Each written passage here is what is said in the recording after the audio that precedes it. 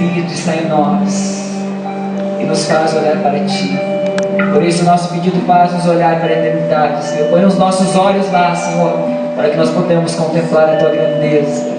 Porque quando nós contemplamos a Tua grandeza, a Tua majestade, o Teu poder, nós queremos mais de Ti, Senhor.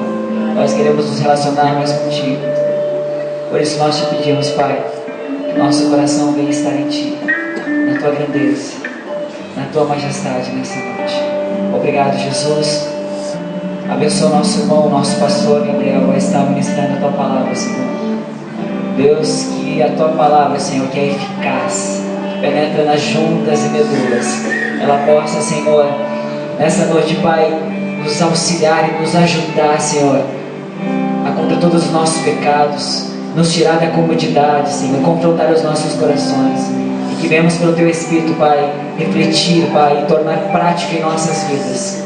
Nós Te pedimos, Pai, a Tua bênção nessa noite, no nome santo de Jesus.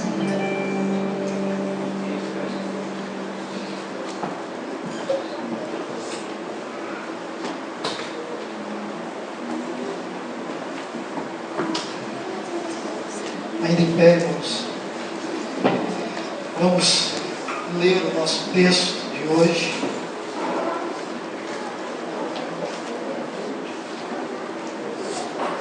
Atos, capítulo de número 2, versículos 37 a seguir.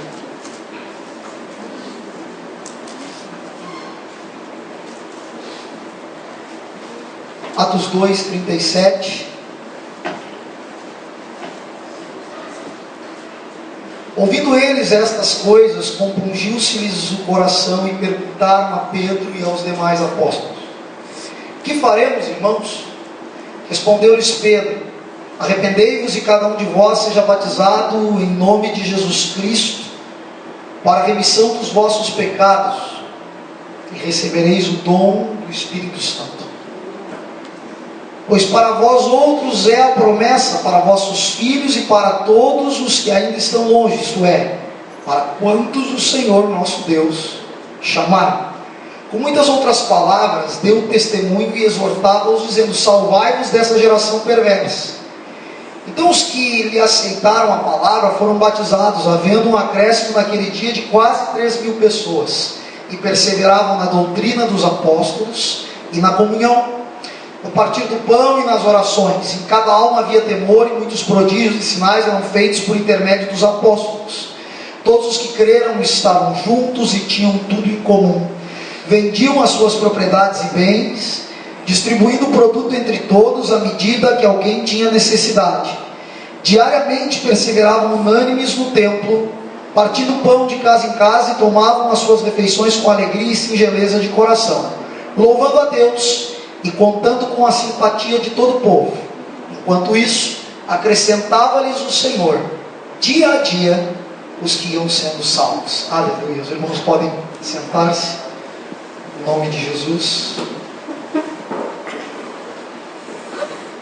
Bem, irmãos, antes de nós entrarmos no texto propriamente dito, eu vou fazer uma coisa aqui que até nosso pastor Leon, vou sair só um pouquinho da ordem dele. Nós estamos sempre procurando fazer com que essa série de sermões de Atos dos Apóstolos, ela tenha uma sequência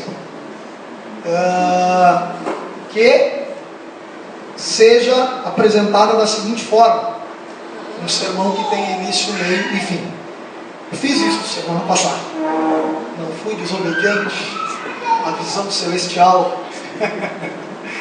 Mas a questão é a seguinte: tínhamos um número extremamente reduzido aqui, e nós não queremos que as pessoas que não estiveram não possam compartilhar desta, não fiquem fora da esteira da coisa. Então eu vou recapitular um pouquinho o que eu disse na semana passada acerca de Atos 2, do 1 ao 36. Nós vimos alguns pontos importantes semana passada no capítulo 2 de Atos. Primeiro, nós vimos que Deus usou a festa de Pentecostes, por ser uma festa que reunia muitas pessoas, uma estratégia para comunicar o Evangelho a um número muito grande de nações que estavam reunidas em Jerusalém. Vimos também que as línguas faladas pelos discípulos eram símbolo da universalidade do Evangelho. Jesus os batizou e capacitou com poder para pregar com intrepidez a todas as pessoas. O problema é que os apóstolos não entenderam muito bem, nem os discípulos que ali estavam nessa universalidade. Mais adiante nós vamos ver que Deus tem que mandar uma perseguição para que o Evangelho comece a ser pregado em outros lugares. E que Pedro, no capítulo 10, vai se encher de preconceito e de justificativas quando entra na casa de Cornélio, dizendo: olha, eu sou um homem judeu, você sabe que eu não me misturo com a gentalha. Eles não entenderam bem que aquelas línguas demonstravam que nós devemos pregar a todos sem preconceito. O sentimento de nacionalidade era muito forte, de religiosidade entre eles. Depois nós vimos que o sermão de Pedro ligou a profecia de Joel para mostrar que os últimos dias haviam chegado. No final do culto, ainda conversando com a Fran me perguntou alguma coisa sobre aquele sangue, fogo e fumaça, né, e vapor de fumo. Se aquilo eram coisas literais, né? E eu disse a ela que tem um livro que eu gosto muito de Atos, que é até de um teólogo pentecostal, que é o Stanley Orton, que ele vai comentar algumas coisas que eu não comentei semana passada sobre isso. O que significaria esse sangue, né? Esse vapor, estas coisas todas. E ele está linkando isso como sinais resultantes do que? No Moisés, por exemplo, esteve no Sinai, teve essa ideia de fumaça, de fogo. O sangue tinha a ver com as guerras, com o derramamento de sangue. Todas essas coisas, elas eram símbolos nessa linguagem que Pedro está usando, de coisas que aconteceriam e que indicariam estes últimos dias. Ou seja, o escáton começa na cruz, mas parece que Pedro reforça a ideia do escáton dos últimos dias aqui. E usa de forma então metafórica esses termos. Essa profecia de Joel, ela mostra que a salvação chegou a todos, tanto que Pedro vai flexionar um termo. Ele começa dizendo varões judeus, depois ele diz varões israelitas. Talvez alguém não perceba essa mudança, mas aqui ele já estava, segundo alguns autores, incluindo, pode que isso seja até uma coisa meio forçada na interpretação, mas alguns teólogos entendem que ele estaria trabalhando com a questão do Israel de Deus, agora, igreja, gentios e judeus juntos. A salvação agora está disponível a todos, e essa salvação, ela veio por quem? Por Jesus Cristo. E ele vai usar o Salmo 16 para mostrar que Jesus é o Messias. Faz uma ligação no Salmo 16, Davi falando do Senhor, que é o seu Senhor. E ele vai mostrar, a partir desse Salmo, que Jesus é o Messias que eles haviam matado. Ali também há um toque bem interessante nesta passagem de presciência divina e também de predestinação divina. Cristo é predestinado a morrer, mas Pedro vai dizer, vós o matastes. Ou seja, a responsabilidade humana e a predestinação estão ali bem explícitas, como um antinomismo ou um antinômio que não tem essa tensão, ela paira na Escritura. Tentar resolvê-la vai nos levar a ser birutas, e melhor deixar ela assim.